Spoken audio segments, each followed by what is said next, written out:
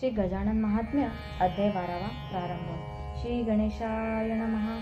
जय अंबे रेणुके माते, छत्र शिरावर असताते, कायवणे त्या भक्ता ते लेकरे तुझे ते सर्वची। कुणी ज्ञानी कुणी अज्ञान, सकला मानेसी तू समान, भवाब्दी माझी तारुण, नेती माते तुझ तया।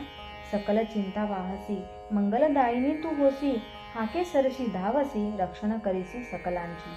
तूच करवी सेवेते, दीनदयाळे मम हाते, कार्य चालवी हे पुढते, आशीर्वच तव राहू दे। अकोल्यासी बच्चूलाल, रामभक्त अग्रवाल, सुटता तयाचा तोल, गजानना तू साविरीसी। महाराज येता अकोल्यास, वदते झाले बच्चूलालास, सावकार असता तू खास, चिंता कासया करीतोशी। जे जे आहे तुझ्या म्हणे, आले असे ते मम ज्ञानी, करुणी घेईल कैवल्यदानी, सत्य हेची मानतू।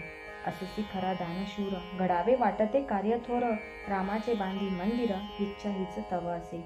ऐकता सद्गुरुवाणी, बसविले तया आसनी, मनोभावे तया पूजुनी, आशीर्वाद तो घेतला। महाराजा दिले दान, ताटी भरुनी सुवर्ण, गजानन लावी ती परतून, कार्य तयाचे करविण्या। पितांबर तो शिष्य त्यांचा, असे शिंपी जातीचा, लाभ त्या संत सेवेचा, भाग्य त्याचे थोरते। महाराज सांगती जाण्या दूर, दुःखी तो जाहला फार, सुटला वाटे आधार, आज्ञा म्हणून तो जातसे। कोंडोली नामे ग्रामासी, निघाला असे तो प्रवासी, सुकल्या आम्र वृक्षापासी, येऊन या तो बैसला।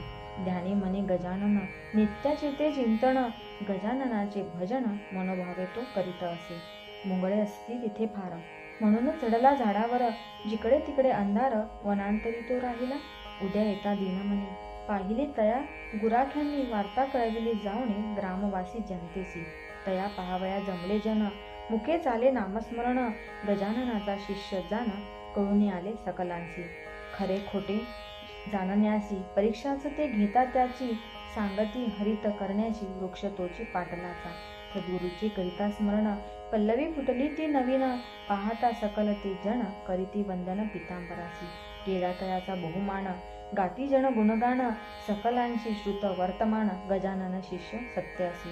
इति श्री गजानन महात्म्य द्वादशोऽध्याय समाप्त।